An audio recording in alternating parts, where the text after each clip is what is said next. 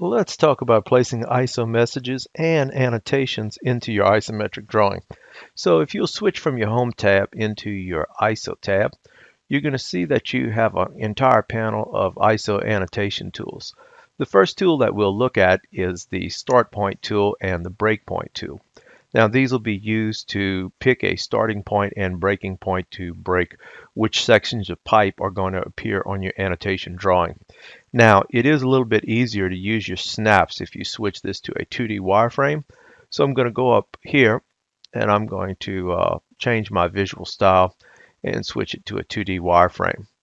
I'll zoom in here just a little bit and we'll start off by putting a start point, and we'll use our endpoint snap to snap to the endpoint at where this elbow is.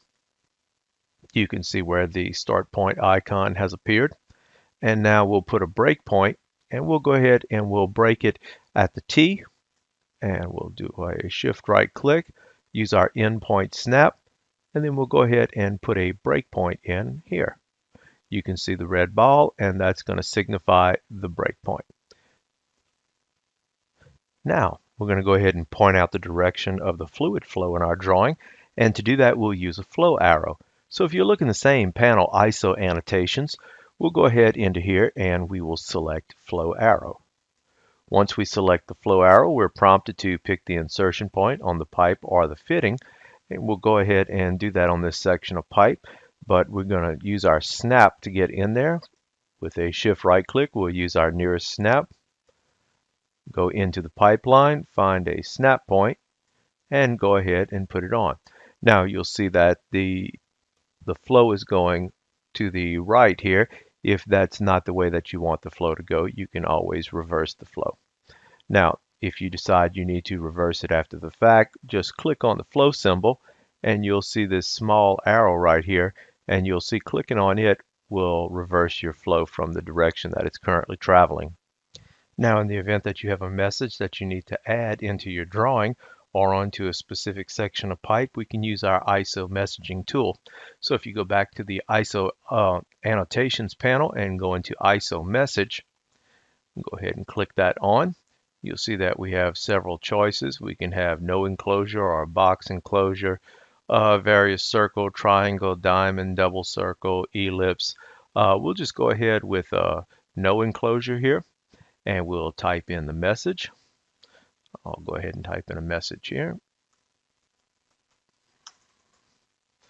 and I will OK that.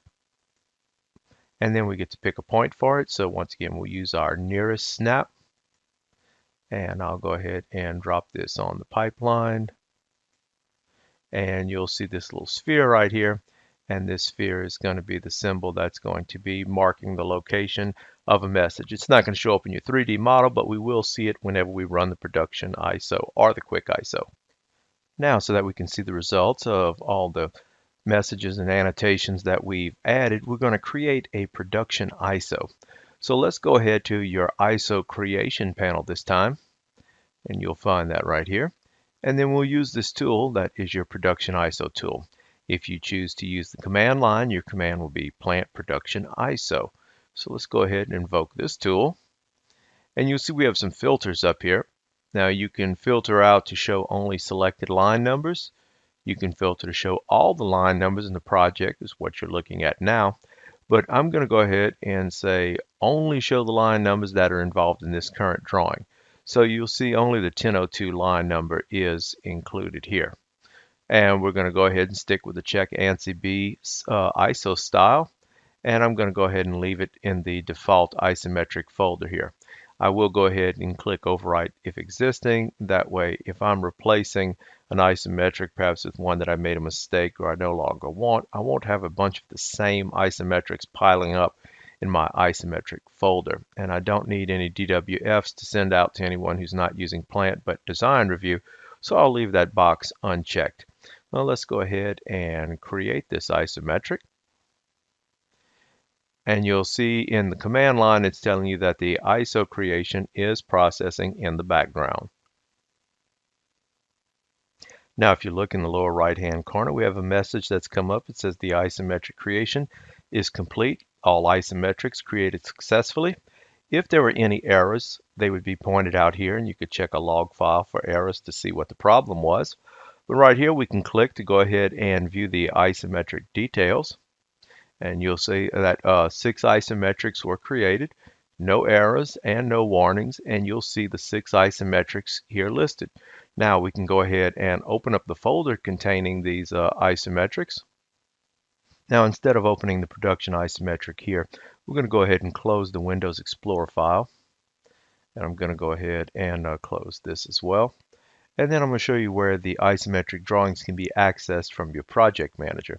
If you click on the tab that says isometric drawing, then you can go ahead and look into here. And then what we're going to do is we're going to switch over to the 102 line where we were creating. And now we can go ahead and we can view these drawings that we've just created. So I will go ahead and open those.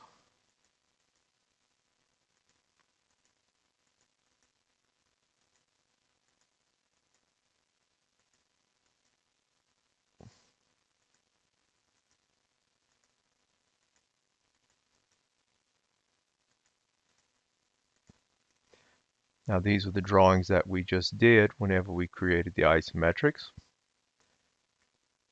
You can see the message that we added here.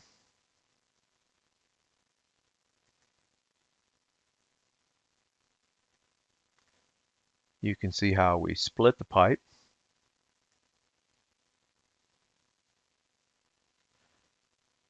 And you can see how everything is dimensioned out.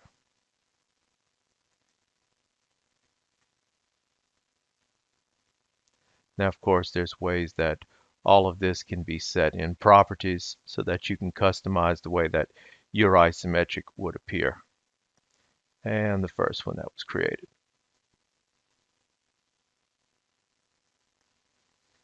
All right, and that's how we're going to create the production ISO.